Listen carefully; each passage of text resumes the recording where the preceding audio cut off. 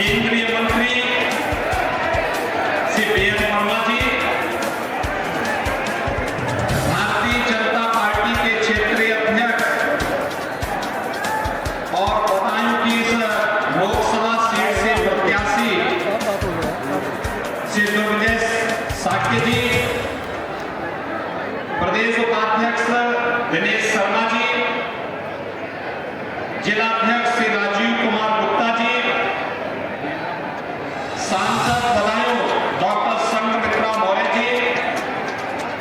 विधायक दिलसी श्री हरीश साक्य जी, विधान परिषद सदस्य श्री बागीश पाठक जी,